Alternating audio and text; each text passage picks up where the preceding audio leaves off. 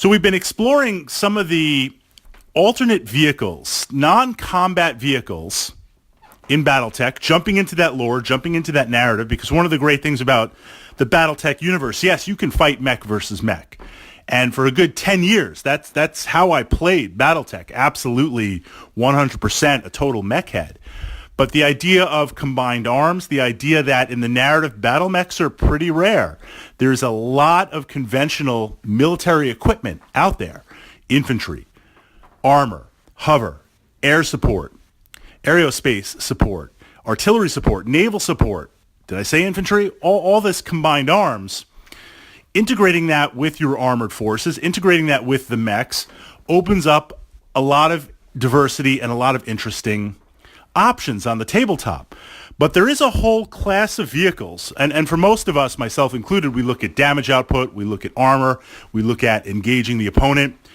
But there's a list of support vehicles out there that are going to buff, that are going to enhance your lance, your operatives, whatever it's going to be, your forces on the tabletop. About a day or two ago, we pushed up to the archive. If you're coming into this podcast, we look at the coolant truck. So now, the mobile HQ. In my mind, maybe it's an 80s thing from Battletech. The mobile HQ looks like Optimus Prime ready to transform. It's a really, really sweet, nice-looking model. And the great thing about all these support units, you can go with kind of a generic sci-fi model to boost it out. A lot of conversion possibilities, a lot of different ways to represent it on the tabletop. But I have to say the actual mobile HQ truck is a really nice looking model. So even if you are not going to incorporate it into your list, it makes a great showpiece, it makes a great objective, it makes a great narrative, something to fight over on there, something to add to your terrain a little bit. So what do you get? A wheeled vehicle, it's not even tracked, a wheeled vehicle with a medium laser, not a lot of armor, but extensive, unless it's been stripped down, extensive command and control modules. Kind of makes the Cyclops a little sad face on there with the command that this has on the battlefield. So from the Battletech narrative, it makes tremendous sense. I mean, this is a command center dictating the battle, guiding the battle, communicating and controlling the battle, multiple pieces in there. From Total Warfare, it makes sense. How does that translate over to the tabletop? It helps boost and augment your initiative, giving you a bonus while the command truck is in play on the table. Battle value's 320 points, 319 points. So not a lot of battle value for that. And some would say, obviously if you're playing a really small game, 1,000, 2,000 battle value, 300 points is pretty significant. 320 is pretty significant.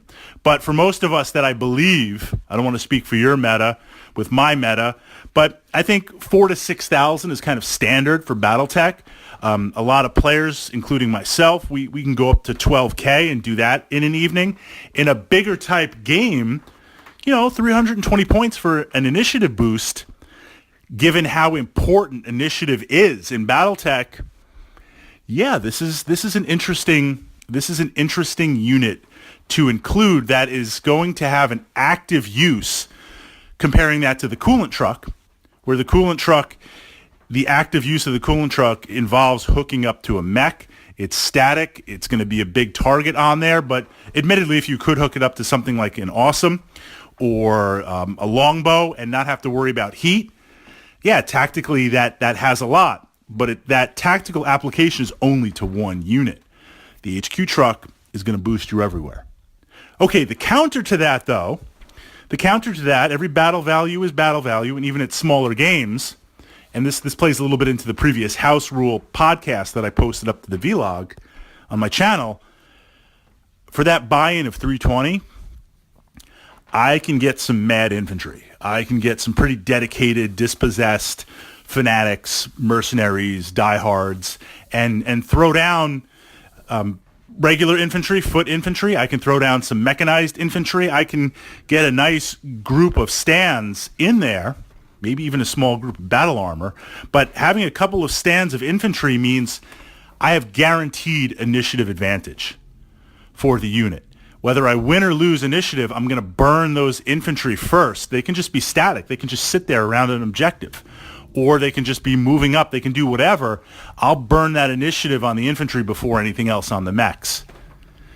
And as long as those infantry are up, it's permanent. If the HQ truck gets destroyed, you lose that bonus on there. Now, I know some people have house rule that, because you might come up with someone like me that I love infantry, so I'm regularly throwing down 10, 15 stands on there.